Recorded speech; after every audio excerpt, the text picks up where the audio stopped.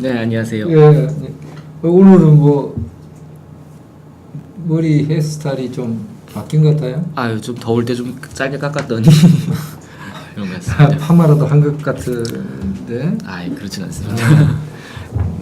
어울려요. 아이, 감사합니다. 저 오늘은 3주 만인데요. 네. 이제 순서에 따라서 오늘은 4.19 혁명, 5.16 쿠데타 네. 이렇게 짚고 또 하다가 이제 시간이 부족하면 다음에 또 네. 이어가죠. 시간적으로는 짧지만 굉장히 또 중요하고 할 말이 또 많은 그런 그렇습니다. 기간인 것 같습니다. 그렇습니다. 4.19와 5.16이라 그러면은 어떻게 보면 그 이후 지난 50년의 한국 현대사의 그 한가운데를 흐르는 두 줄기 큰 물줄기의 네. 근원이라고 볼 수 있겠죠. 네, 뭐 좋은 의미에서든 나쁜 의미에서든 어쨌든 간에 시대를 규정했던 사건들이기 때문에 그렇게 이제 평가를 할 수 있을 것 같고, 그래서 이제 그 상황을 굉장히 좀 객관적으로 따져봐야 될 필요가 있을 것 같습니다. 네.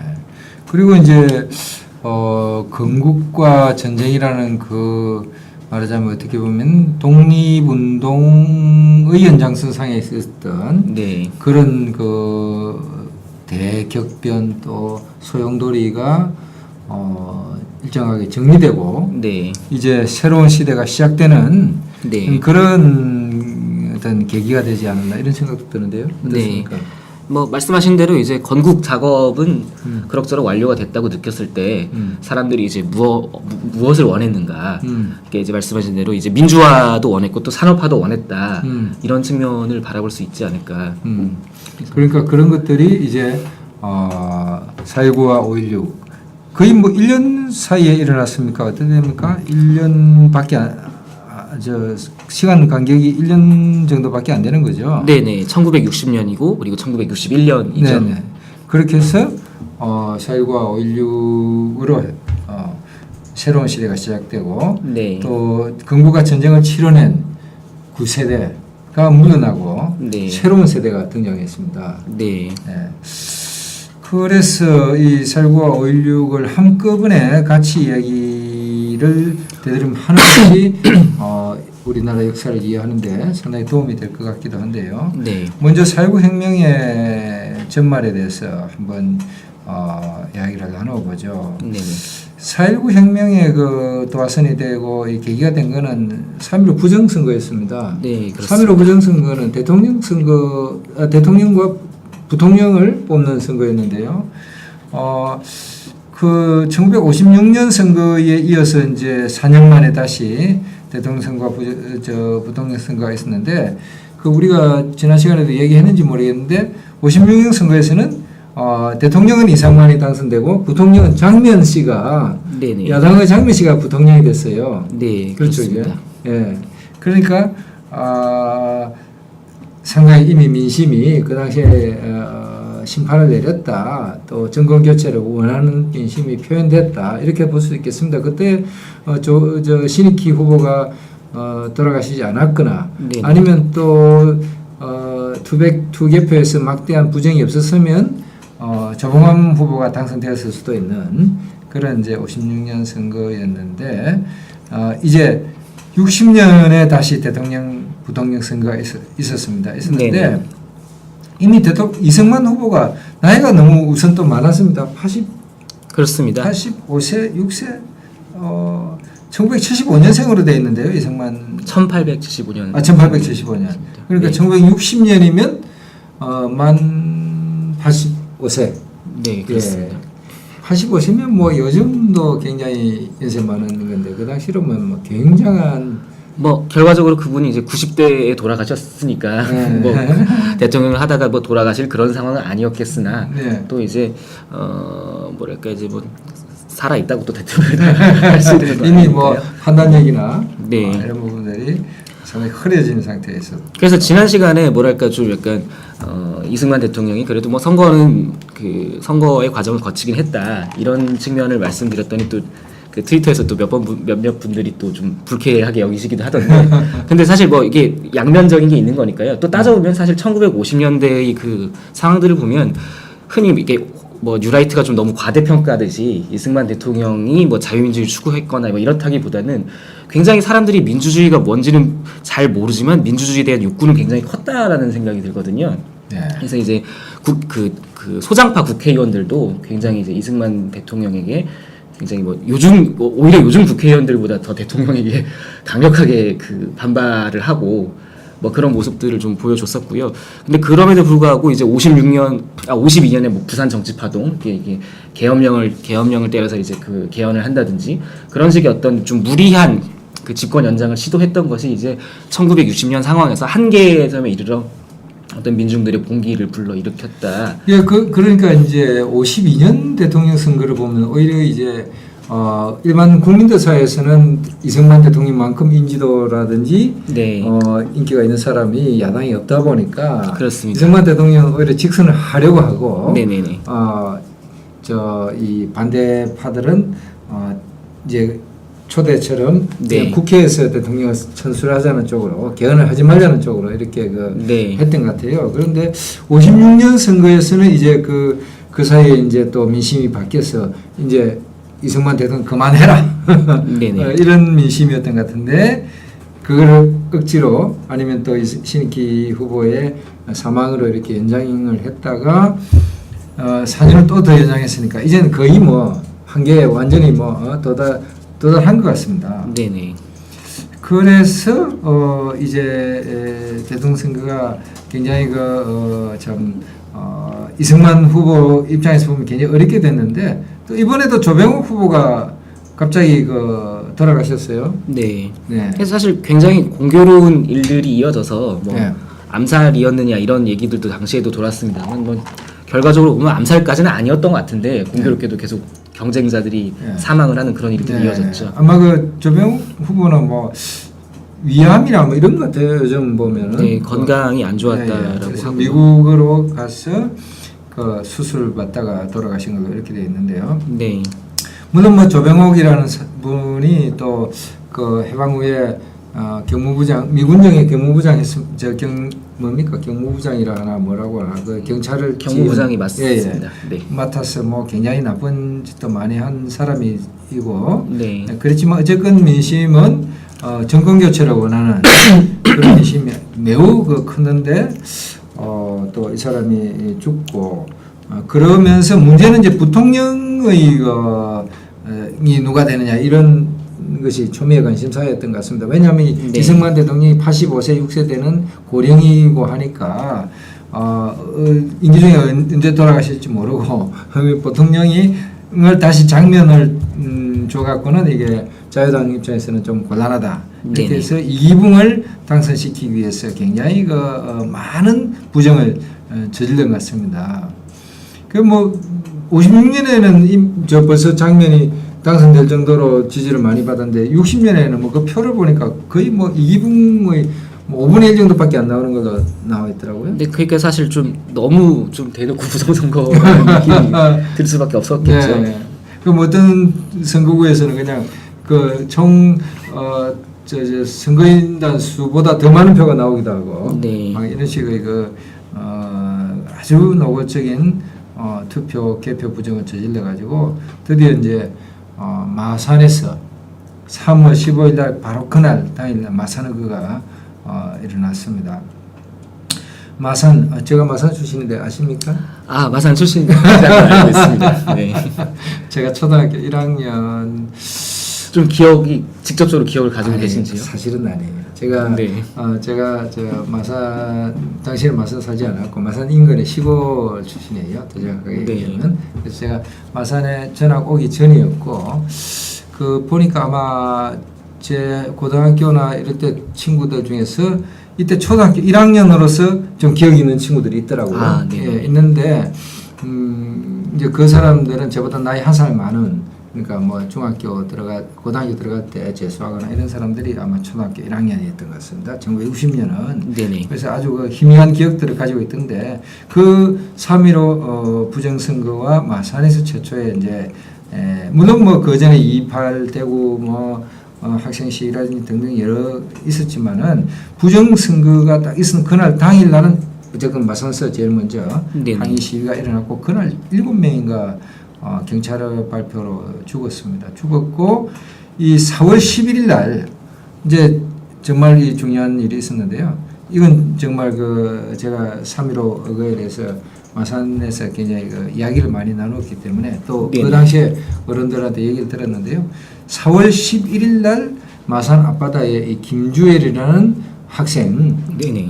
이 사람은 남원 사람입니다. 남원. 원래는 남원 전라북도 남원 사람인데 마산 상고에 입학 시험을 쳐서 아직 그때는 4월 1일부터인가가 그 학기가 시작된 모양인데요. 네네. 아직 그 수업도 하루도 받지도 않은 합격생이에요. 그냥 학생은 학생이지만 어쨌든 마산 상고 학생 김주엘이 눈에 이 체류탄이 박힌 채로 네네. 그 시신이 떠올랐습니다.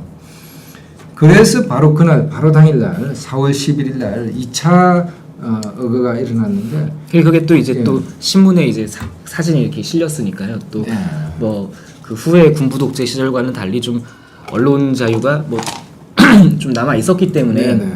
그런 일도 가능했다 이런 평가도 있긴 하더라고요. 예. 그래서 뭐 이 마산서는 바로 그냥 그날 당일날 전 시민이 일어났는데 그날 또 그 경찰이 발포해가지고 여러 사람이 죽었습니다. 네. 예, 유해 사태가 일어나고 그러면서 이제 전국적으로 그냥 부산, 광주, 뭐 대전, 대구 해서 전국적으로 이제 시위가 확산되고 드디어 4월 18일 날, 19일 날 이렇게 해서 서울에서만 해도 4월 19일 날 하루에만 115명이 사망한 걸로 돼 있는데요.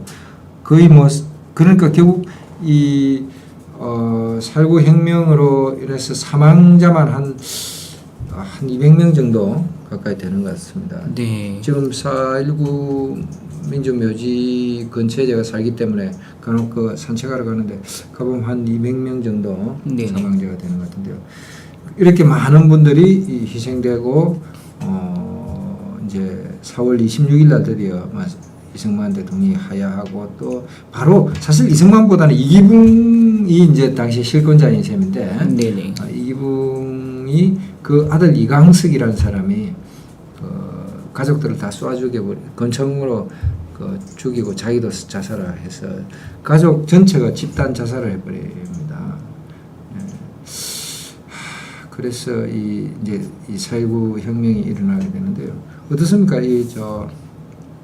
이런 과정들 지금 이렇게 돌아보면 어떻습니까? 참 굉장히 대단하다는 생각이 일단 들고요. 네. 이제 그 뭐랄까 제3세계 국가에서 아직 건국된 지 한 10여 년밖에 안 됐는데 국민들의 어떤 민주주의에 대한 열망이 굉장히 컸다. 그런 네. 것들을 이제 보여주는 굉장히 상징적인 사건이 아닌가. 그래 저는 사실 이승만 대통령이 하야하고 난 바로 네. 파고다공원 종로의 파고다공원에 지금 탑골공원이라고 하죠. 네. 그게 이승만 대통령의 동상이 있었답니다 당시에. 네네. 이 동상을 10대 청소년들이 가서 바로 그냥 무너뜨려 버렸다는 얘기가 있거든요.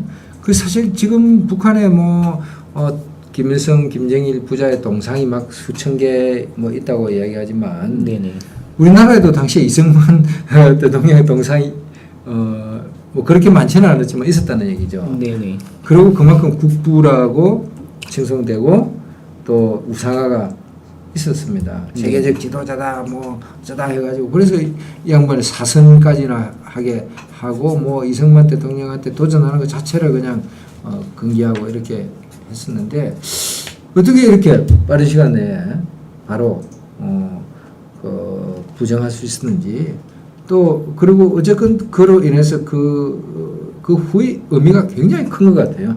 우리나라 민주주의가 발전할 수 있는 네네. 뭔가 기회가 되지 않았나. 그래서 이제 동상 얘기를 하셨지만 그 후에는 뭐 군부 독재자들이 들어서 습니다만 자기 동상을 세우는 건 아니고 좀 우회적으로 아, 이순신 동상을 세운다든지 이런 식으로 민족주의를 그렇군요. 강화하면서 그러고 보니까 박정희 대통령이 그렇게 오래 장기 집권해도 박정희 대통령 동상이 크게 있는 것 어디 많이 있는 것 같지는 그런 않습니다. 걸 만들지는 못했던 것 같고 그래서 네. 어떤 어느 정도 이상의 독재를 한국인들이 용인할 수 없다는 점을 되게 보여준 사건인 네. 측면이 있는 것 같습니다. 네. 근데 또 한편으로는 또 이제 그렇게 해서 이승만 대통령이 하야하고 난 다음에 또 시민들이 또 울었다고 그러잖아요. 또 그래서 되게 양가적인 감정이 있었던 그런 것 사람도 같고. 있었겠죠. 네. 하야해서 그 경무대에서 지금 청와대입니다. 청와대에서 그 이화장으로 돌아갈 때 네. 뭐 국민들이 막 울기도 하고 했다. 근데 그 국부라는 거는 있었지 뭐 그런 어떤 정서적인 건 있었지만 여하튼 그 공식적으로 국부라고 해서 우상화하는 네. 이건 부정했다 이거죠. 그렇습니다. 이것이 가진 의미, 역사적 의미가 매우 크지 않느냐. 네네. 한국은 이제 정말 민주주의가 정착할 수 있는 네. 그런 어떤 그 계기가 되지 않았나 이런 생각이 듭니다. 그래서 사실 헌법에까지 나와야 하는 사건이 된 것이고 또 한편으로는 뭐 곧 이어 얘기를 하겠습니다만 5.16 쿠데타 같은 경우도 사실 뭐 그 별도의 사건인데 그들조차도 이제 우리는 4.19 혁명의 정신을 계승하였다라고 얘기를 할 수밖에 없었던 그런 어떤 조건을 규정한 사건이라고 볼 수 있겠습니다. 네, 그렇습니다. 그러니까 어떻게 보면 이 유혈 사태가 일어나고 희생자의 규모라든지 이런 걸로 보면은 민주화가 일어난 것이 그렇게 많지는 않습니다. 사실은 네. 뭐 한 200명 이내의 분들의 그 희생을 치렀습니다만은 그러나 우리나라 역사에서 굉장히 중요한 그 위치를 점하고 그 4.19 혁명이 네네. 이후 한국 민주주의의 어떤 정신적 고향이 되지 않았나 네. 이런 생각이 듭니다. 그리고 그것이 이제 어떤 더 늦지 않게 정말 그 건국이 된 지 10년 남짓되지 않은 시간에 그런 사건이 큰 사건이 있음으로 해서 네. 우리나라의 민주주의가 이제 어떤 헌법에 그냥 글자로 있는 것이 아니라 네네. 실제 현실에서 민주주의가 자리 잡게 된 거 아닌가. 사실 또 저 같은 세대는 이런 사건들을 또 역사로만 바라보다 보니까 문서로만 보게 되잖아요. 네. 그럼 또 뭐 이런 의문도 들게 되는데 해방 당시에는 사실 북한인이나 남한인이나 굉장히 비슷한 습속, 비슷한 수준의 정신 세계를 가지고 있었을 텐데 그렇죠. 어떻게 한 1960년 상황에서부터 남한에서는 이런 일이 있었던 반면에 북한에서는 이게 어떤 뭐랄까 이제 그 수령 체제가 계속 그렇죠. 강화되는 네. 그런 길로 나아갈 수 있었던 것일까 이런 네. 것들도 굉장히 궁금해지곤 합니다. 네, 그렇죠. 그러니까 북한과 비교를 해보면 네. 북한이 이제 3대 세세까지 온 지금 시점에서 북한과 비교를 해보면 더더욱 이 의미가 크고 네. 대단한 사건이다. 물론 이제 북한도 처음부터 지금 같은 수령 체제였던 건 아니고 이제 음. 내부의 어떤 다른 사회주의자들 분파들을 숙성하면서 이제 강화해 왔던 과정이 있겠습니다만 네. 또 어떤 이런 우연적인 과정들이 겹쳐서 지금과 같은 극심한 격차를 만들어낼 수 있다는 사실이 네. 굉장히 역사라는 게 굉장히 신기하다는 그렇죠. 생각이 듭니다. 남한은 계속 민주화의 과정으로 갔는데 네. 북한은 독재를 더 강화해가는 또는 네. 1인 독재 또 뭐 무상화 세습 뭐 이런 쪽으로 자꾸 안 좋은 방향으로 나가는 네. 그런 것을 비교해 보면 정말 큰 의미가 있는 것 같습니다. 자, 그러면 이 4.19 혁명 이후에 이제 그 선거를 다시 개헌을 하죠. 개헌을 해가지고 내각제로 바꾸죠. 예, 바꾸고 이제 총선을 해서 해보니까 그 결과가 자유당은 완전 몰락해버렸습니다. 네, 몇 그렇습니다. 나오질 않고. 그런데 그런데 이 민주당이 그냥 거의 다 차지해 버렸습니다. 민주당 일당. 네, 예. 그렇습니다. 예. 그 혁신계라든지 뭐 좀 있었습니다만 거의 당선자가 나오지는 않았고요. 민주당이 그냥 거의 삭스를 해버렸는데 이 민주당이 이제 구파와 신파로 네. 나뉘어져서 여야당처럼 이렇게 이제 됩니다. 그런데 묘한 게 민주당 구파는 윤보선 대통령을 이제 대통령으로 당선시키고 이때는 대통령이 국회에서 선출했는데요. 네. 국회로 당선시키고 이건 뭔가 서로 신파와 구파 간의 어떤 그 뭐 타협에 의한 거겠죠. 사실 또 이제 뭐랄까 그 대한민국 현대사가 주로 이제 좌파 계열을 싹쓸이를 하고 우파들 간의 정권으로 들어섰기 때문에 구파 신파라고 하지만 어떤 이념적 차이가 있다기보다는 굉장히 어떤 좁은 지형에서 정권을 잡으면 자신들끼리 이제 권력 다툼을 하게 되는 그렇게 분화되는 그런 상황이었던 것 같고 사실 민주당이 그 전신이 한민당인데 원래는 또 이제 이승만과 함께 또 대한민국을 건국했던 그 약간 좀 친일파로 많이 섞여 있는 지주계급의 정당 아니었겠습니까? 근데 그러다가 이제 독재를 강화하면서 자유당을 만들면서 뭐 한민당, 민주당이 굉장히 좀 찬밥 신세가 되었었는데요. 반독재 투쟁을 뭐 하면서 반 이승만 투쟁하면서 네네. 좀 어떻게 보면 야당, 민주당 네. 뭐랄까 민주화를 부르짖는 세력처럼 되긴 했었죠. 네. 그래서 사실 야당의 정체성이란 게 그렇게 이제 어떤 그 기존의 정치 세력과 크게 다르지 않았다라는 그런 측면이 굉장히 또 이런 좀 약간 파행을 좀 만들어낸 어떤 원인이 아닌가 이렇게 볼 수도 있을 것 같습니다. 그래서 이제 이 어떤 신파와 구파 간의 저걸 하다가 대립을 하다가 이제 결국 국무총리는 장면이 이제 당선됩니다. 그런데 그 당시 내각제라는 대통령은 어떤 그 의존적인 그런 그렇습니다. 존재고 이 국무총리가 이제 실질적인 통치권을 가지게 되는데 이 장면 정권이 굉장히 취약해요. 계속 뭐 장관이 바뀌고 뭐 그 짧은 시간 내에 그냥 뭐 그렇게 장관이 뭐 한두 달 만에 막 바뀌기도 하고 이러는데 그 굉장히 그 정국이 불안합니다. 네. 이건 좀 대단히 아쉬운 일인데 개인의 캐릭터 문제도 좀 있는 것 같습니다. 장면 총리 같은 경우가 1952년 상황에서부터 사실은 그 당시도 이제 그 간선제였으니까요. 국회의원들이 이제 이승만을 반대할 때 장면 총리를 이제 차기 대통령감을 꼽고 뭐 그랬었거든요. 근데 뭐 5.16 이후에 수도원에 그 숨으로 들어가셨다는 얘기도 굉장히 유명한 얘기지만 1952년의 상황에서도 이분이 어디로 숨어 들어가세요. 의원들이 그런 걸 원하니까 굉장히 뭐랄까 그런 중요한 정치적 결단을 굉장히 잘 하지 못하는 어떤 정치인이 아니었나.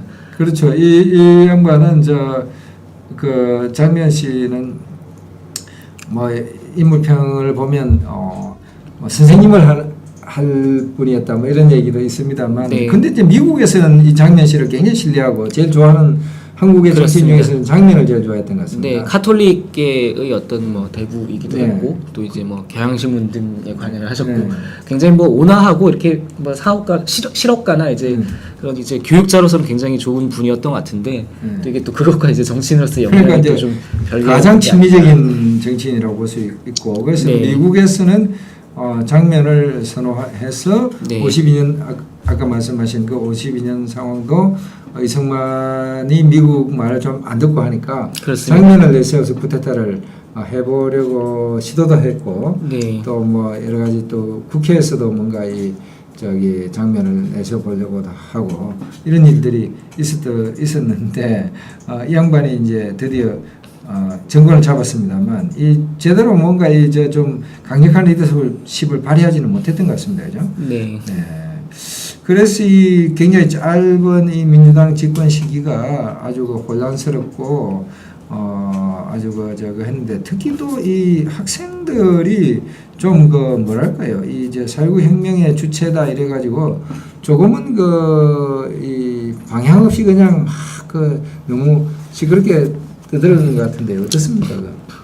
뭐 그것도 이제 민주주의를 또 정착시켜가는 과정이라고 할 수는 있겠습니다만은 어쨌든 뭐 그런 전국의 혼란이 당대 민중들에게 나중에 5.16 쿠데타가 일어났을 때 그걸 좀 쉽게 승인하도록 하는 그런 기제로 작용한 측면은 있는 것 같습니다.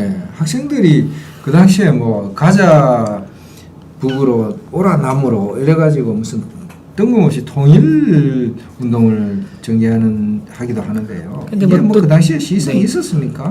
근데 또 지금으로서는 굉장히 좀 뜬금없다고 여겨질 수 있겠습니다만 그 당시만 해도 아직 뭐 분단이 된 지 얼마 되지 않았기 때문에 이렇게 뭐 60년이 넘게 분단이 될 거라고 생각하기는 또 않지 않았겠습니까? 그래서 이제 분단 상황이란 게 뭐 이런 종류의 운동으로 금세 해소될 수 있는 어떤 상황이라 여겼을 수도 있을 것 같긴 한데 결과적으로는 뭐 그렇게 좀 약간 효용을 얻지는 못한 그런 운동이 되지 않았나. 그러니까 어떤 현실성이 있었다는 얘기죠. 말하자면 이런 구호 이런 학생들의 이거는 말하자면 놀이 문화 정도로서는 몰라도 현실성이 이게- 없긴 없었는데 그 당시로서는 또 상황 판단을 그렇게 할 수도 있지 않았을까 이런 좀 의구심을 받아보는 그런 아니 생각이 그러면서 있습니다. 혁신계 분들이 또 이제 뭐 네. 중립화 통일 방안이다 뭐다 해가지고 그런 운동하고 학생들이 또 통일 운동하고 이렇게 하는데 그런 것들은 그 당시에 이 대중들로 하여금 국민들로 하여금 좀 네. 불안한 마음을 갖게 하는 네. 그런 것이 되어서 나중에 5.16이 일어났을 때 5.16을 쉽게 승인하게 만드는 네, 거예요. 물론 이게 네. 5.16 쿠데타 자체를 정당화하는 건 아니고 네. 그 박정희 같은 경우는 사실 이러한 혼란이 있었기 때문에 쿠데타를 일으킨 건 아니거든요. 그 전에도 쿠데타를 계속 꿈꾸던 사람이었고 4.19 이전에 이제 4.19가 나기 전에도 하려고 했었는데 4.19가 나는 바람에 못했던 측면이 있고 근데 이제 그러한 박정희의 의도와는 또 별도로 이 당시의 대중들이나 지식인들이 쿠데타를 좀 너무 쉽게 승인을 해버린 측면이 있는데 그 원인에 대한 분석은 또 이제 말씀하신 것처럼 할 수 네. 있는 것이겠죠. 그러니까 윤무선 대통령도 뭐 올 것이 왔다 그랬다는데 그건 굉장히 무책임한 태도이긴 합니다. 네. 아니 그런데 이 올 것이 왔다는 것이 아니 뭐 이거 지금 이런 식으로 뭐 이 저 제대로 이렇게 장면 정권이 제대로 안 하고 있으니까 자기는 대통령이면서도 네. 자기가 이제 실권은 없고 장면 총리가 하고 있는 일을 못마땅해 하고 뭐가 이게 제대로 안 되더라 하니까 야 이거 뭐 당연하게 이 군인들이 나설 수밖에 없지 않냐 이런 뜻이 무슨 뭐 그렇게 볼 수도 있겠지만 사실 있을 거 아니에요? 당시 쿠데타가 날 때까지만 해도 음. 뭐 박정희와 그 주변 사람들이 그렇게까지 주류가 될 거라고까지는 예측을 못했을 것 같은데. 그렇죠. 전혀 뭐 예. 그냥 뭐 군인들이 나서서 조금 이렇게 상황을 좀 정리해놓고 다시 들어가겠지 이런 정도 생각했겠죠. 그리고 뭐 다른 군인들도 있는 것이니까요. 네. 근데 이제 그래서 그렇게 군부 쿠데타를 이용해서 좀 윤보선 대통령도 자기 권한을 강화하려고 했던 그런 입속을 따졌기 때문에 그렇겠죠. 결과적으로 네. 한국 사회가 이제 군부 독재의 길로 들어서게 되는. 또 장면화 선생은 뭐 또 지지를 했다는 얘기도 있는데 그렇습니다. 그 이제 조금 더 지나면 또 이제 지지를 철회하게 됩니다만 당시 사상계에 쓰신 글이 뭐랄까 이제 전국이 너무 혼란스럽다 보니까 쿠데타를 사실상 좀 승인을 하는 그런 종류의 인식을 그 표명하시기도 했었죠. 예, 장면화 선생이 이제 나중에 60년대 말이라든지 70년대에는 네. 박정희 가장 대통령- 강력한 반대 세력이 됩니다만 네. 강한 비판자가 되고 또 상당히 그 어떤 그 뭐랄까요 라이벌 되기도 하는데 네. 이 당시만 하더라도 5.16 쿠데타에 대해서 상당히 지지를 일찍부터 네. 표명했다는 것이 상당히 재미있는 일이고 그래서 이런 걸 통해서 그 당시 상황이라는 것이 정말 그 굉장히 혼란스럽고 뭔가 그런 일이 있을지 법한 그런 상황이었다. 그리고 그 세계적인 조류도 좀 봐야 되는데요. 네. 당시 이제 제3세계가 1950년대에서 1960년대까지 음. 제3세계 국가들에서 그런 이제 군부 쿠데타가 되게 많이 일어났었거든요. 네. 그리고 또 이제 이집트의 나세르가 네. 당시 이제 민족주의 성향 그리고 사회주의 성향이 강했던 나세르가 쿠데타를 일으켜서 뭐 수에즈 운하를 뭐 돌려받는다든지 이런 태도를 취해서 굉장히 제3세계 민중들에게 인기가 높았어요. 그런 문맥에서 뭐 좀 바랬던 것도 있고 그래서 또 박정희가 또 남로당 출신이라는 이유로 이제 후에 사형을 당하는 굉장히 아이러니합니다만 민족일보 조용수 대표인가요? 이름이 갑자기 헷갈리는데 그분이 또 이제 뭐 그 쿠데타를 찬성하는 뭐 사설을 쓰기도 했던 그런 아이러니가 있는데 그래서 굉장히 심지어는 뭐 북한에서조차도 환영을 뭐 했다든가 뭐 그런 얘기도 있던데요. 좀 약간 간을 본 거죠. 그래서 이제 그 밀사를 내려보내고 이제 박정희의 형인 박상희가 뭐 그 사회주의자였고 그 친구인 이제 황용주가 이제 북에 있었는데 그 사람을 밀사로 내려보내고 이런 상황들이 있었죠. 근데 이제 곧 이제 그 친미 노선을 택하게 되면서 이제 그런 어떤 밀월 관계도 아닌 밀월 관계는 끝나게 되는데 그래서 당대의 상황이 쿠데타는 정당할 수 없지만 당대의 상황이 당시 사람들이 그 신념에 찬 민주주의자들 별로 없었고 굉장히 복잡했다. 그리고 심지어 어떤 이들은 뭐 쿠데타를 바라는 이들도 있었다. 이렇게는 좀 얘기를 할 수 있을 것 같습니다. 그래요. 오늘 4.19 혁명과 그 이후 상황 그리고 이제 5.16이 일어나기 직전 상황까지 얘기를 나눴는데요. 네. 다음 시간에 이제 5.16 이후 60년대 네네. 얘기를 이어봐야 되겠습니다. 네. 그 5.16이라는 사건의 좀 성격에 대해서는 다음에 좀 더 네. 구현을 하고 60년대로 네. 넘어가도 될것 그래야 같습니다.